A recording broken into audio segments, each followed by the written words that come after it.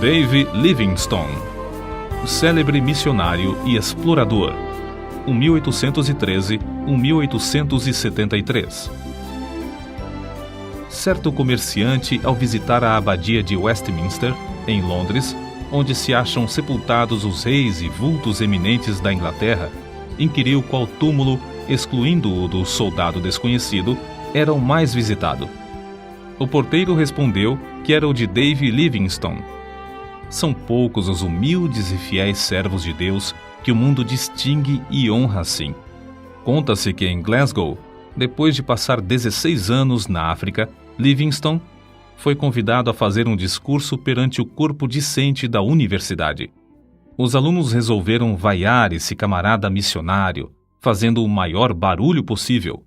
Certa testemunha do acontecimento disse: "Contudo, desde o momento em que Livingstone compareceu perante eles, magro e delgado, depois de cair 31 vezes de febre nas matas da África e com um braço descansando numa tipóia depois do encontro com um leão, os alunos guardaram grande silêncio. Ouviram com o maior respeito tudo o que o orador relatou e a maneira como Jesus cumprira a sua promessa. Eis que eu estou convosco todos os dias, até a consumação dos séculos." Dave Livingstone nasceu na Escócia. Seu pai, Neil Livingstone, costumava contar aos filhos as proezas de seus antepassados por 8 gerações.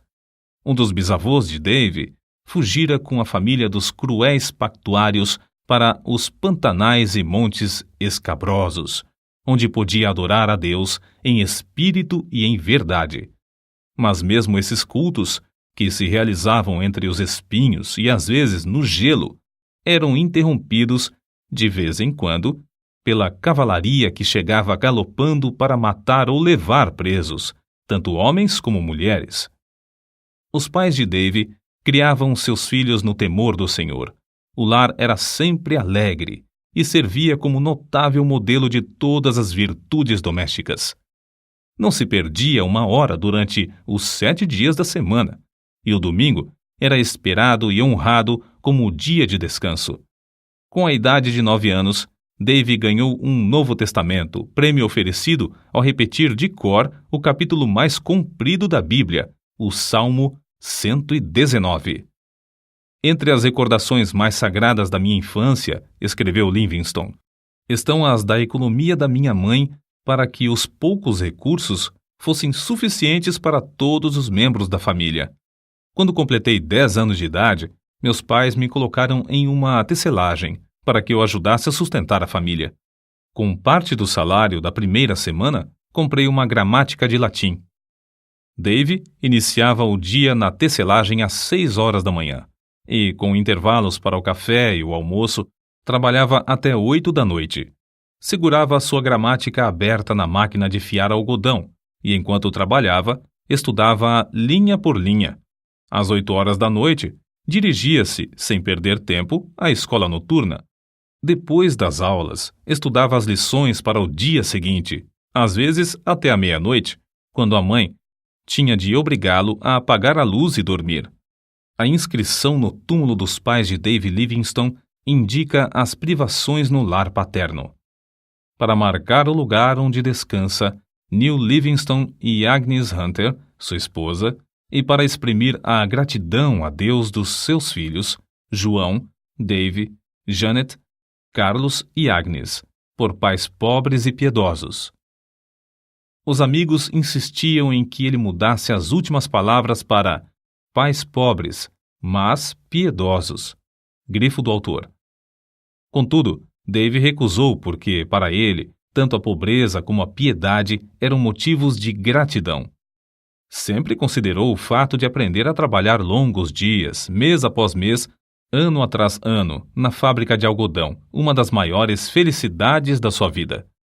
Nos feriados, Dave gostava de pescar e fazer longas excursões pelos campos e as margens dos rios. Esses passeios extensos lhe serviam tanto de instrução como de recreio. Saía para verificar na própria natureza o que estudara nos livros sobre botânica e geologia. Sem o saber, ele assim se preparava em corpo e mente para as explorações científicas e para o que escreveria com exatidão acerca da natureza na África. Aos 20 anos, houve grande mudança espiritual em Dave Livingstone, que determinou o rumo de todo o resto da sua vida. A bênção divina inundou-lhe o ser como inundara o coração do apóstolo Paulo ou de Agostinho, e outros do mesmo tipo, dominando os desejos carnais. Atos de abnegação, muito difíceis de executar sob a lei férrea da consciência, tornaram-se serviços de vontade livre sob o brilho do amor divino. É evidente que fora movido por uma força calma, mas tremenda, dentro do próprio coração, até o fim da vida. O amor que começou a comovê-lo na casa paterna continuou a inspirá-lo durante todas as longas e enfadonhas viagens pela África e o levou a ajoelhar-se à meia-noite no rancho em Ilala, de onde seu espírito, enquanto ainda orava, voltou ao seu Deus e Salvador. Dave, desde a infância, ouvia falar de um missionário valente na China, cujo nome era Gutslav. Nas suas orações, à noite, ao lado de sua mãe, orava por ele. Com a idade de 16 anos, Dave começou a sentir desejo profundo de fazer conhecido o amor e a graça de Cristo, aqueles que jaziam em densas trevas, e resolveu firmemente, no coração, dar também sua vida como médico e missionário ao mesmo país, a China. Ao mesmo tempo, o professor da sua classe da escola dominical, Dave Hogg, o aconselhava: Ora, moço, faça da religião o motivo principal da sua vida cotidiana, e não uma coisa inconstante, se quer vencer as tentações e outras coisas que o querem derribar. E Dave assentou no seu coração dirigir sua vida por essa norma. Ao completar 9 anos de serviços na fábrica, foi promovido a um trabalho mais lucrativo. Conseguiu concluir seus estudos, recebendo o diploma de licenciado da Faculdade de Médicos e Cirurgiões de Glasgow, sem ter recebido um tostão de auxílio de alguém.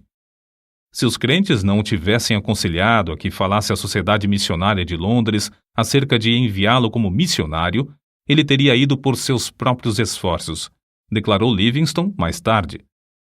Durante todos os anos de estudo para ser médico e missionário, sentia-se dirigido para trabalhar na China. Certa vez, numa reunião, ouviu o discurso de um homem de barba comprida e branca, alto, robusto e de olhos bondosos e penetrantes, chamado Roberto Moffat. Esse missionário voltara da África a um país misterioso cujo interior era então desconhecido. Os mapas desse continente tinham no centro enormes espaços em branco, sem rios e sem serras. Falando a respeito da África, Moffat disse a Dave Livingstone: Há uma vasta planície ao norte, onde tenho visto, nas manhãs ensolaradas, a fumaça de milhares de aldeias, onde nenhum missionário ainda chegou. Comovido ao ouvir falar em tantas aldeias sem o evangelho e sabendo que não podia mais ir à China por causa da guerra que havia naquele país, Livingstone respondeu: Irei imediatamente para a África. Com isso, os irmãos da missão concordaram, e Dave voltou ao humilde lar em Blantyre para se despedir dos pais e irmãos. Às 5 horas da manhã do dia 17 de novembro de 1840, a família se levantou. Dave leu os Salmos 121 e 135 com eles. O sol não te molestará de dia e nem a lua de noite. O Senhor guardará a tua entrada e a tua saída, desde agora e para sempre. Essas palavras ficaram gravadas no seu coração e o fortaleceram quando teve de suportar calor e perigos durante os longos anos vividos mais tarde na África. Depois de orarem, despediu-se da sua mãe e irmãs e andou a pé, com seu pai, que o acompanhou até Glasgow. Depois de se despedirem um do outro, Dave embarcou no navio para não mais ver, aqui na terra, o rosto nobre de New Livingstone. A viagem de Glasgow ao Rio de Janeiro e, por fim, à cidade do Cabo, na África, durou 3 meses. Mas Dave não desperdiçou seu tempo.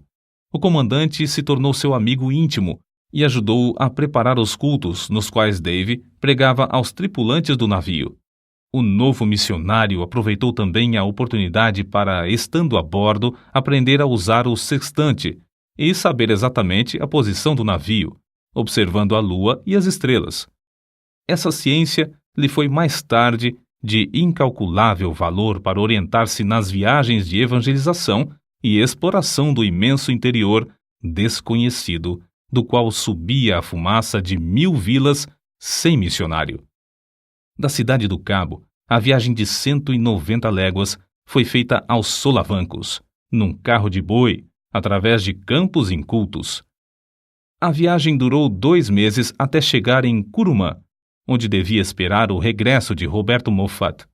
Desejava estabelecer-se em um lugar 50 a 60 léguas mais para o norte de qualquer outro em que houvesse obra missionária. Para aprender a língua e os costumes do povo, nosso pioneiro passava o tempo viajando e vivendo entre os indígenas. O seu boi de sela passava a noite amarrado, enquanto ele assentava-se com os africanos ao redor do fogo, ouvindo as lendas dos seus heróis. Livingstone, por sua vez, contava-lhes as preciosas e verdadeiras histórias de Belém, da Galileia e da Cruz. Não parou com os estudos enquanto viajava, fazendo mapas dos rios e serras do território percorrido. Em uma carta a um amigo, escreveu que descobrira 32 qualidades de raízes comestíveis e 43 espécies de fruteiras que davam no deserto sem serem cultivadas. Do ponto que havia alcançado, faltavam-lhe apenas 10 dias de viagem para chegar ao grande lago Ngami, que só descobriu 7 anos depois. De Curumã, o missionário, licenciado da Faculdade de Médicos e Cirurgiões de Glasgow, escreveu a seu pai: "Tenho uma clientela grande. Há pacientes aqui que andaram mais de 60 léguas para receber tratamento médico. Esses, ao regressarem, enviarão outros para o mesmo fim." Estabeleceu a sua primeira missão no lindo vale de Mabotsa, na terra de Bacarla. Em uma carta escrita de Curumã, Livingstone assim descreveu o local que escolhera para centro de evangelização. Está situado em um anfiteatro de serras que se intitula Mabotsa, isto é, ceia de bodas. Que Deus nos ilumine com a sua presença, para que, por intermédio de servos tão fracos, muito povo ache entrada para a ceia das bodas do Cordeiro. Foi em Mabotsa que teve o histórico encontro com um leão. Acerca disso, escreveu Dave: "Ele saltou e me alcançou o ombro. Ambos fomos ao chão. Rosnando horrivelmente perto do meu ouvido, sacudiu-me como um cão faz a um gato. Os abalos que me deu o animal produziram-me um entorpecimento igual ao que deve sentir um rato depois da primeira sacudidela que lhe dá o gato. Atacou-me uma espécie de adormecimento em que não senti dor nem sensação de temor. Contudo, antes de a fera ter tempo de matar, deixou-o para atacar outro homem, que, de lança na mão, entrara na luta. O ombro dilacerado de Livingstone nunca sarou completamente. Ele nunca mais pôde apontar um rifle ou levar a mão à cabeça sem sentir dores. Foi na casa de Roberto Moffat, em Curumã, que chegou a conhecer Maria, a filha mais velha desse missionário. Depois de abrir a missão em Mabotsa, os dois se casaram. 6 filhos foram fruto desse enlace. Depois de Livingstone se casar, a escola dominical em Mabotsa transformou-se em escola diária e tinha como professora a esposa do missionário. Shelley, o chefe da tribo, tornou-se grande estudante da Bíblia, mas queria converter todo o seu povo à força de litupa, isto é, chicote de couro de rinoceronte. Shelley iniciou o culto doméstico em casa e o próprio Livingstone admirou-se da sua maneira simples e inata de orar. Era costume de Livingstone começar o dia com um culto doméstico, e não é de admirar que o chefe o adotasse também. Livingstone foi obrigado a mudar-se para Shonuane, 10 léguas distante, e mais tarde, por falta de água, ele e todo o povo foram para Kolobeng. Foi nesse último lugar que o chefe da tribo construiu uma casa para os cultos e Livingstone, com grande sacrifício de dinheiro e labor, edificou a sua terceira residência. Nessa casa morou 5 anos para nunca mais conseguir se fixar em qualquer lugar na terra. Acerca do trabalho nesse lugar, assim se expressou: Aqui temos um campo muitíssimo difícil de cultivar. Se não confiássemos que o Espírito Santo opera em nós, desistiríamos em desespero.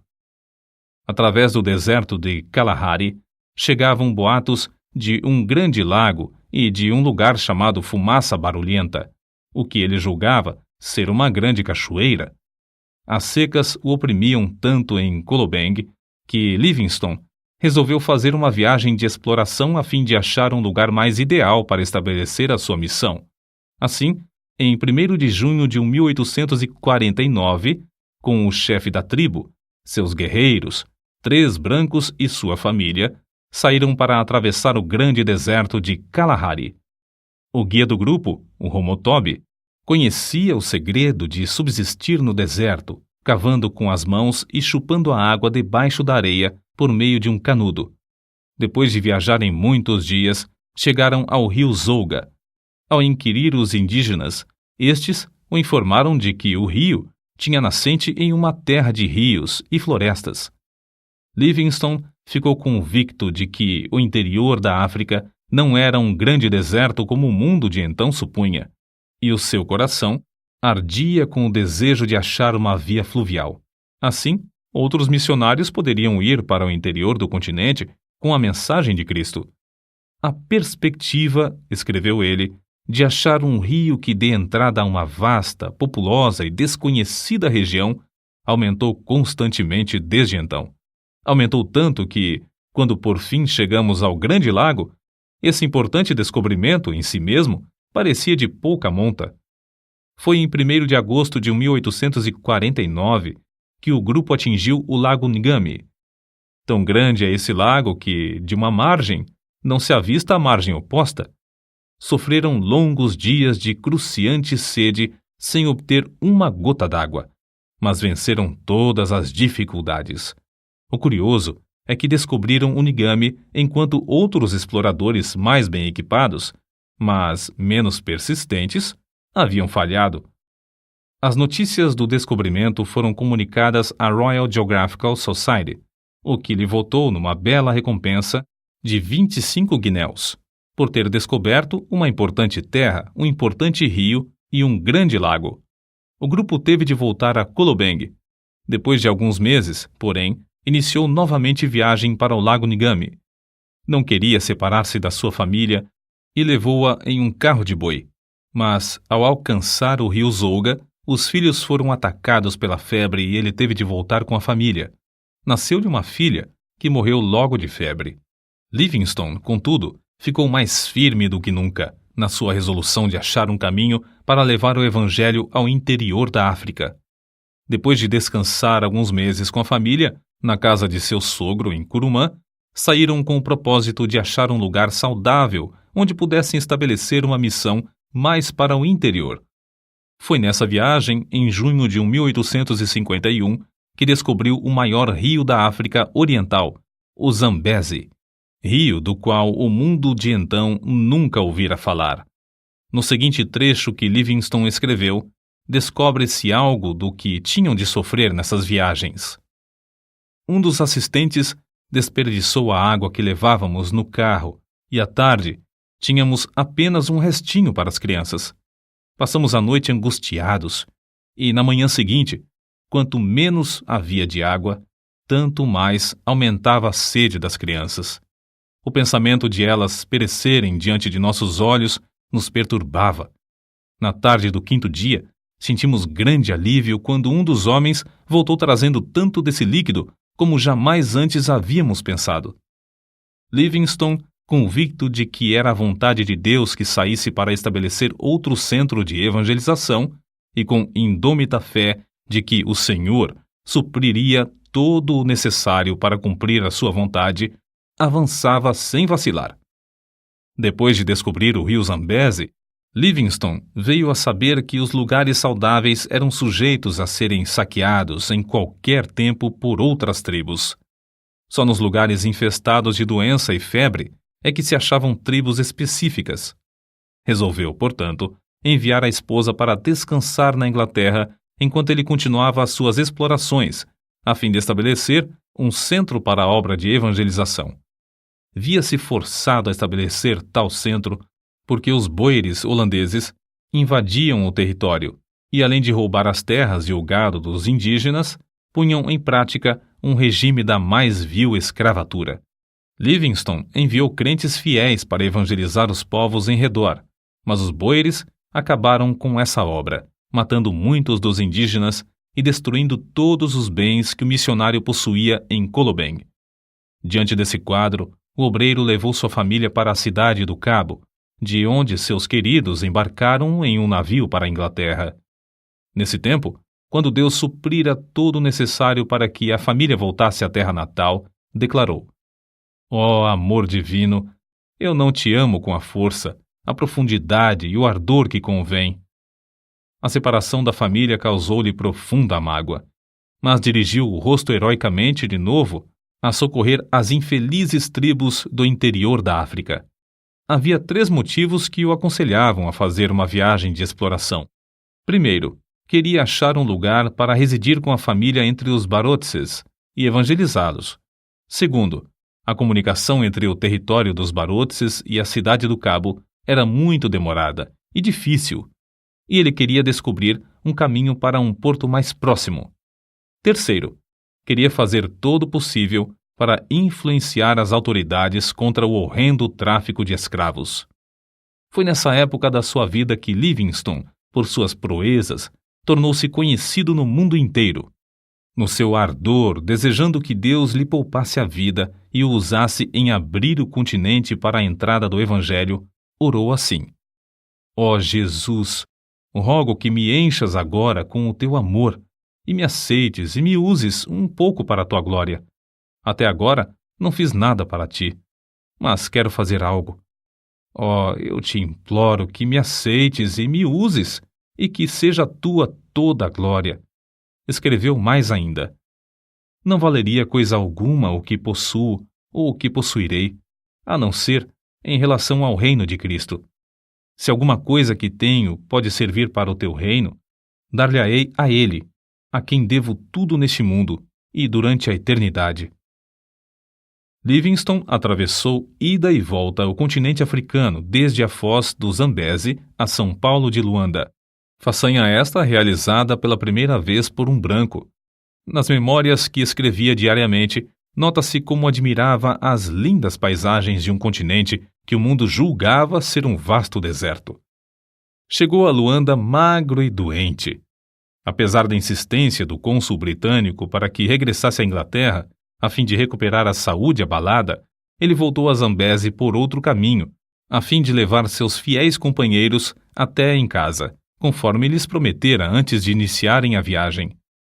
Nessa viagem, Livingstone descobriu as magníficas cataratas de Vitória, nome que ele deu às grandes quedas em homenagem à rainha da Inglaterra. Nesse lugar, o rio Zambeze tem a largura de mais de 1 quilômetro. Ali, as águas desse grande rio se precipitam espetacularmente de uma altura de 100 metros. Livingstone continuou a pregar o evangelho constantemente, às vezes a auditórios de mais de 1000 indígenas. Antes de tudo, esforçava-se para ganhar a estima das tribos hostis, por onde passava, por sua conduta cristã, em grande contraste com a dos mercadores de escravos. Sozinho, com seus fiéis macololos, caiu 31 vezes de febre nos matagais, durante um período de 7 meses. Mas não era tanto o sofrimento físico. Suas cartas revelam a sua angústia de espírito ao ver os horrores do povo africano massacrado e arrebentado dos seus lares, conduzido como gado para ser vendido no mercado. De um lugar alto onde subiu, contou 17 aldeias em chamas, incendiadas por esses nefandos mercadores e seres humanos. Prometera à sua esposa reunir-se com a família depois de 2 anos. Mas passaram-se 4 anos e meio antes que ela recebesse qualquer notícia dele. Por fim, após uma ausência de 17 anos da pátria, regressou à Inglaterra. Voltou à civilização e à sua família como quem volta da morte. Antes de desembarcar, soube que seu querido pai falecera. Em toda a história de Livingstone, não se conta um acontecimento mais comovente do que o seu reencontro com a esposa e filhos. Na Inglaterra, foi aclamado e honrado como heróico descobridor e grande benfeitor da humanidade. Os diários publicavam os seus atos de bravura. As multidões afluíam para ouvi-lo contar a sua história, como relata este trecho de sua biografia. O Dr. Livingstone era muito humilde. Temia passear nas ruas, receando ser atropelado pelas massas. Certo dia, na Regent Street, em Londres, foi apertado por tão grande multidão que só com grande dificuldade conseguiu refugiar-se num táxi. Pela mesma razão, evitava ir aos cultos. Certa vez, desejoso de assistir ao culto, meu pai persuadiu-o a ocupar um assento debaixo da galeria, em um lugar não visível ao auditório. Mas foi descoberto e o povo passou por cima dos bancos para cercá-lo e apertar-lhe a mão. Uma das muitas coisas que levou a efeito, enquanto na Inglaterra, foi a de escrever seu livro. Viagens Missionárias alcançou enorme circulação e produziu mais interesse da questão africana do que qualquer movimento anterior. Em março de 1858, com a idade de 46 anos, Livingstone, acompanhado de sua esposa e filho mais novo, Osvaldo, embarcou novamente para a África. Deixando os dois na casa do sogro, o missionário Moffat, Livingstone continuou as suas viagens. No ano seguinte, descobriu o lago Nyassa. Recebeu também uma carta da esposa da casa de seus pais em Curumã, informando-o do nascimento de mais uma filha. A menina já estava há quase um ano no mundo quando o pai soube do seu nascimento.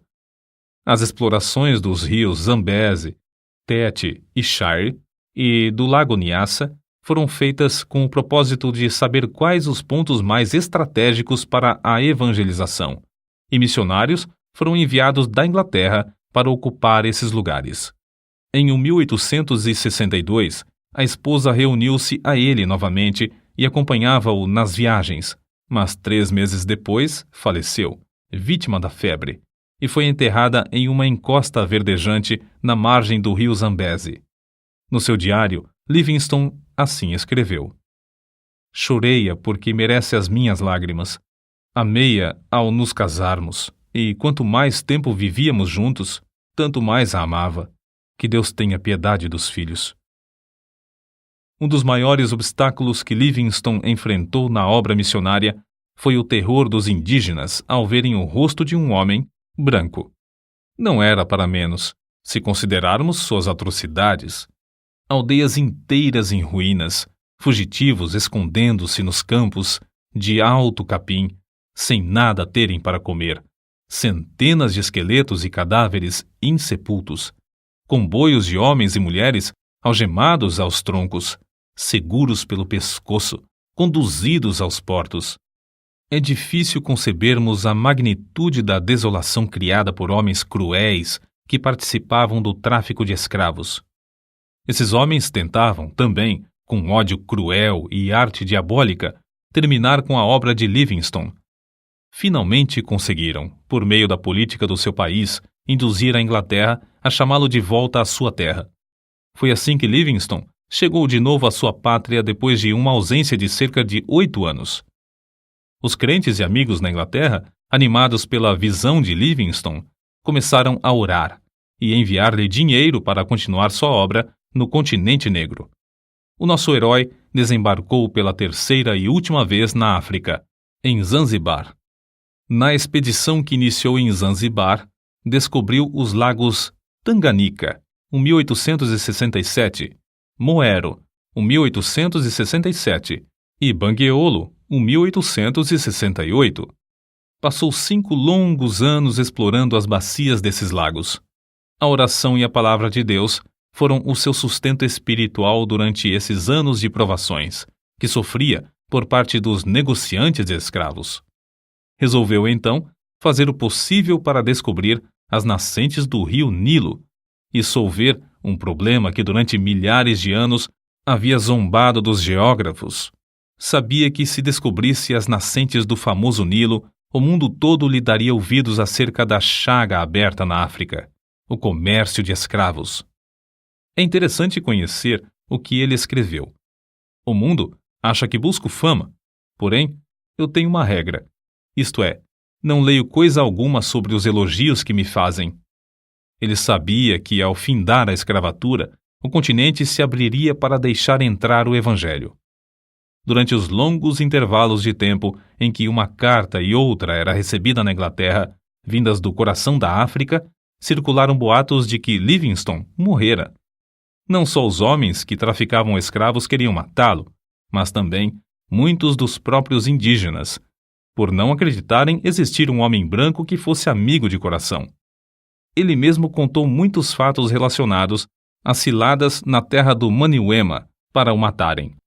Nesse lugar, ele escreveu no seu diário: "Li toda a Bíblia 4 vezes, enquanto estive em Maniuema. Na solidão, achou grande conforto nas Escrituras. Reconhecia sempre a possibilidade de perecer nas mãos dos inimigos, mas sempre respondia à insistência dos amigos com esta pergunta: não pode o amor de Cristo constranger o missionário a ir onde a traficância leva o mercador de escravos?" Pela primeira vez, nas milhares de léguas que caminhou, os pés do pioneiro falharam.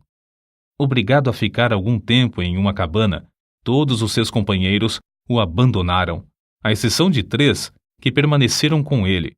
Reduzido a pele e ossos por causa da grave doença que sofrera em Maniuema, por fim, chegou a Ujiji. Não tinha recebido cartas havia 2 anos e esperava receber também as provisões que enviara para lá. Contudo, as cartas não haviam chegado. Com o corpo enfraquecido e destituído de roupas e alimentos, veio a saber que lhe tinham roubado tudo. Nessa situação, ele escreveu: "Na minha pobreza, senti-me como o homem que, descendo de Jerusalém a Jericó, caiu nas mãos de ladrões. Não tinha esperança de que sacerdotes, levitas ou o bom samaritano viessem em meu socorro. Entretanto, quando minha alma se achava mais abatida, o bom samaritano já estava bem perto de mim." O bom samaritano era Henry Stanley, enviado pelo New York Herald devido à insistência de muitos milhares de leitores desse jornal, pois queriam saber ao certo se Livingstone ainda vivia, ou, no caso de ter morrido, para trazer seu corpo. Stanley passou o inverno com Livingstone, mas este recusou-se a ceder aos apelos do jornalista para que voltasse à Inglaterra. Livingstone podia voltar e descansar entre amigos, com todo o conforto, mas preferiu ficar e realizar seu anelo de abrir o continente africano ao Evangelho. A sua última viagem foi para Luapula, pois desejava verificar se esse rio era a nascente do Nilo ou do Congo. Nessa região, chovia incessantemente. Livingstone sofria dores atrozes. Dia após dia, tornava-se-lhe mais e mais difícil caminhar. Foi então carregado pela primeira vez pelos fiéis companheiros Suzy Schumann e Jacob Wainwright, todos indígenas. No seu diário, as últimas notas que escreveu dizem: "Cansadíssimo fico. Recuperada a saúde. Estamos nas margens do Mililamo." Chegaram à aldeia de Chitambo, em Ilala, onde Suzy fez uma cabana para ele. Nessa cabana, a 1º de maio de 1873, fiel Suzy achou seu bondoso mestre de joelhos ao lado da cama, morto. Orou enquanto viveu e partiu deste mundo orando. Os 2 fiéis companheiros, Suzy e Schumann, enterraram o coração de Livingstone debaixo de uma árvore em Chitambo, secaram e embalsamaram o corpo e o levaram até a costa, viagem que durou alguns meses e exigiu que passassem pelo território de várias tribos hostis. O sacrifício desses valentes filhos da África, sem terem qualquer propósito de remuneração, não será esquecido por Deus nem pelo mundo. O corpo, depois de chegar em Zanzibar, foi transportado para a Inglaterra, onde foi sepultado na abadia de Westminster, entre os monumentos dos reis e heróis daquela nação. Não havia dúvida quanto ao corpo de Livingstone. Era fácil de identificar. O osso de cima do braço esquerdo tinha distintamente as marcas dos dentes do leão que o atacara. Entre os que assistiram ao enterro estavam seus filhos e o velho missionário Roberto Moffat, pai de sua querida esposa. A multidão consistia de povo humilde que o amava e dos grandes que o honravam e respeitavam. Conta-se que, entre as multidões que permaneciam nas calçadas das ruas de Londres no dia em que o cortejo acompanhava o corpo de David Livingstone, havia um velho chorando amargamente. Ao lhe perguntarem por que chorava, respondeu: "É porque Davizinho e eu nascemos na mesma aldeia, cursamos o mesmo colégio, assistimos à mesma escola dominical e trabalhávamos na mesma máquina de fiar. Mas Davizinho foi por aquele caminho e eu por este. Agora, ele é honrado pela nação, enquanto eu sou desprezado, desconhecido e desonrado. O único futuro para mim é o enterro de beberrão." Grifo do autor. Não é somente o ambiente, mas as escolhas feitas na mocidade são o que determinam o destino de alguém. Não só aqui no mundo, mas para toda a eternidade. Quando Livingstone falou aos alunos da Universidade de Cambridge, em 1857, disse: "Por minha parte, nunca cesso de me regozijar por Deus ter me apontado para tal ofício. O povo fala do sacrifício de eu passar tão grande parte da vida na África. Será sacrifício pagar uma pequena parte da dívida, dessa dívida que nunca poderemos liquidar, do que devemos ao nosso Deus? É sacrifício aquilo que traz a bendita recompensa de saúde, o conhecimento de praticar o bem, a paz de espírito e a viva esperança de um glorioso destino? Longe esteja tal ideia. Digo com ênfase, não é sacrifício. Nunca fiz sacrifício. Não devemos falar dos nossos sacrifícios ao nos lembrarmos do grande sacrifício que fez aquele que desceu do trono de seu Pai, nas alturas, para se entregar por nós. Se Livingstone não tivesse adoecido, teria descoberto as nascentes do Nilo. Durante os 30 anos que passou na África, nunca se esqueceu do seu alvo principal, que era levar Cristo aos povos desse obscuro continente. Todas as viagens que realizou foram viagens missionárias. Gravadas no seu túmulo podem ser lidas estas palavras: "O coração de Livingstone jaz na África. Seu corpo descansa na Inglaterra, mas sua influência continua." Gravados para sempre na história da Igreja de Cristo estão os grandes êxitos obtidos na África por Livingstone durante um período de mais de 75 anos depois de sua morte. Êxitos inspirados, em grande parte, pelas orações e persistência desse eminente servo de Deus, que foi fiel até a morte.